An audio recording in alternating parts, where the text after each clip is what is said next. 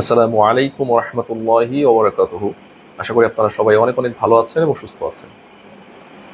আজকের ভিডিওটা আমি আশা করব আপনারা খুব গুরুত্বের সাথে নেবেন, কারণ এটি একটি খুবই গুরুত্বপূর্ণ ভিডিও।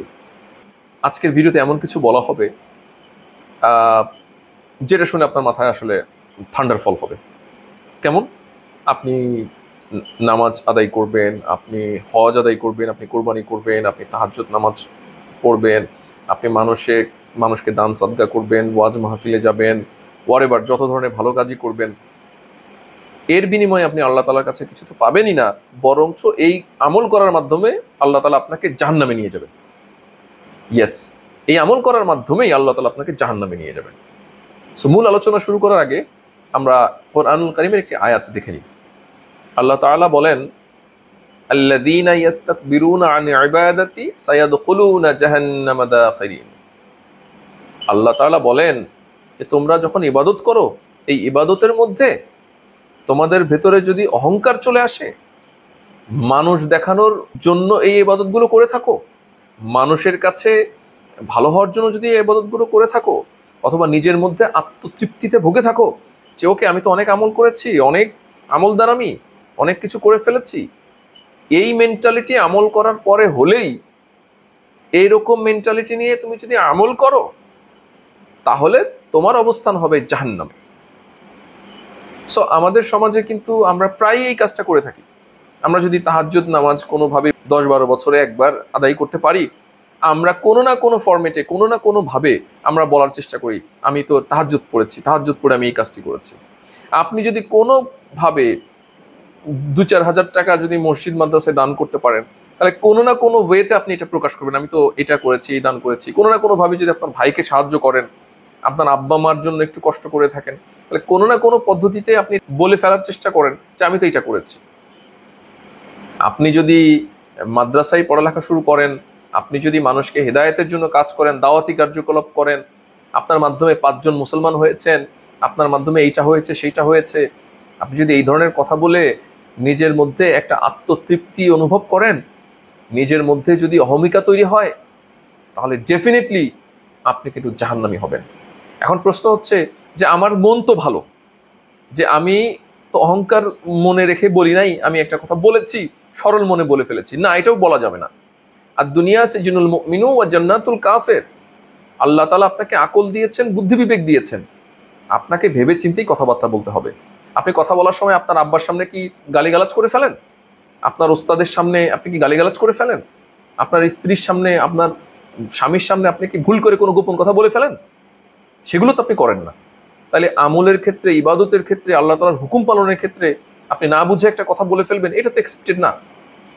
আজকে আমার ভিডিওর উদ্দেশ্যটা হচ্ছে কোরআনুল কারীমের যে আয়াত আল্লাহ তাআলা বলে দিয়েছেন, আপনাদের সেটাকে মনে করিয়ে দেওয়া। আল্লাযীনা ইস্তাকবিরুনা আন ইবাদাতি সায়াদখুলুনা জাহান্নামা দাখিরিন। যে তোমরা আমল করবে, আমলটার মধ্যে যেন অহংকার না আসে, এমন তৃপ্তি না আসে যে আমি আমল করে অনেক বড় কিছু করে ফেলেছি, ওহ আমি একটা আমল করে ফেলেছি, এটা তো খুব ভালো আমল করেছি, ওকে আমি আমল করি, অমুক তো ভালো আমল করতে পারে না। এই আত্মতৃপ্তিতে ভোগা যাবে না ভাই। আপনি যত আমলই করেন না কেন, এই আমল আল্লাহর কাছে কবুল হয়েছে কিনা এটা অনলি আল্লাহ তাআলা নোস।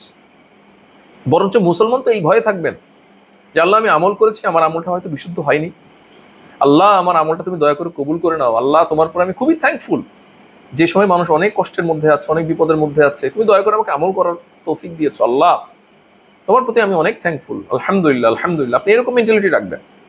আপনি আমল করেই আপনি 20 বছরে একবার তাহাজ্জুদ পড়ে মানুষের কাছে বলে ফেললেন যে আমি যে তাহাজ্জুদ নামাজ পড়ে আমি এইটা করেছি সেইটা করেছি, দান করে বলছেন আমি দান করেছি অমুক জায়গায়, এইটা করেছি সেইটা করেছি। নো, এইভাবেও কথা বলা যাবে না।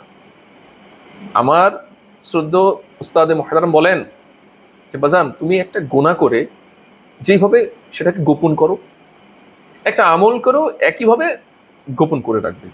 কারণ গোপন ইবাদত আল্লাহ তাআলার সাথে সম্পর্ক তৈরি করে, ইবাদতের নূর তৈরি করে, গুনাহ থেকে বেঁচে থাকতে সাহায্য করে।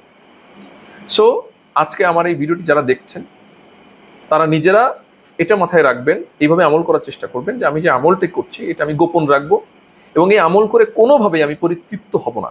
বরঞ্চ এই আমল করে আমি দুইটা কাজ করব, যে আমি ভয়ে থাকবো যে আল্লাহ আমার যে আমলটা কেবল হলো, এই আমলটা তোমার দরবারে কবুল হয়েছে কিনা আমি তো জানি না, আমি তো মাখলুক, তুমি তো খালেক, তুমি তো আমার রব। আল্লাহ তাআলা আমার এই আমলটাকে তুমি দয়া করে কবুল করে নাও। আর আল্লাহর প্রতি থ্যাঙ্কফুল হবেন যে আল্লাহ তুমি দয়া করে আমাকে এই আমলটা করার তৌফিক দিয়েছো, তোমার তৌফিক ছাড়া তো আমি আমলটা করতে পারতাম না। এই একই সময়ে হাসপাতালের বেডে কত মানুষ কষ্ট পাচ্ছে, এই একই সময়ে কত মানুষ মিথ্যা মামলায় জেলে আছে, এই একই সময়ে কত মানুষ মারামারির মধ্যে, জেনাহের মধ্যে, গোনাহের মধ্যে লিপ্ত আছে। আল্লাহ তাআলা কত দুশ্চিন্তার মধ্যে আছে মানুষজন, তুমি সেই সময় আমাকে দয়া করে আমল করার তৌফিক দিয়েছো। আল্লাহ আমাকে বেশি বেশি করে আমল করার তৌফিক দাও, আর তোমার প্রতি আমি অনেক অনেক সন্তুষ্ট। আলহামদুলিল্লাহ, আলহামদুলিল্লাহ, আলহামদুলিল্লাহ। যদি এইভাবে করে আমরা আমল করতে পারি, তাহলে আল্লাহ তাআলার কাছে ছোট ছোট আমলও গ্রহণযোগ্য হবে ইনশাআল্লাহ।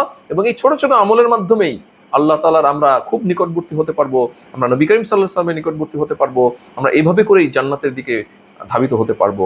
আল্লাহ তাআলা আমাদের সবাইকে এই অহংকার মুক্ত ইবাদত করে জাহান্নামের থেকে বাঁচিয়ে, এই তাকওয়াযুক্ত গোপন আমল করে আল্লাহ তাআলার সাথে সুসম্পর্ক তৈরি করে, ইমানি শক্তি বৃদ্ধি করে পরিপূর্ণ মুসলমান এবং ইমানদার হয়ে জান্নাতের নাজ নিয়ামত দেখতে দেখতে কালেমার সাথে যেন ইন্তেকাল করতে পারি। আল্লাহ তাআলা আমাদের সবাইকেই তৌফিক দান করুন। আপনারা যারা এই ভিডিওটি দেখেছেন তারা নিজেরাই আমল করবেন, আপনার আত্মীয় স্বজন, বন্ধু বান্ধব, পাড়া প্রতিবেশী সবাইকে এই বিষয়টি জানিয়ে দিবেন। এর মাধ্যমে আপনি নিজেও সওয়াবের অধিকারী হবেন ইনশাআল্লাহ। আল্লাহ তাআলা আমাদের সবাইকে তৌফিক দান করুন। আসসালামু আলাইকুম ওয়া রাহমাতুল্লাহি ওয়া বারাকাতুহু।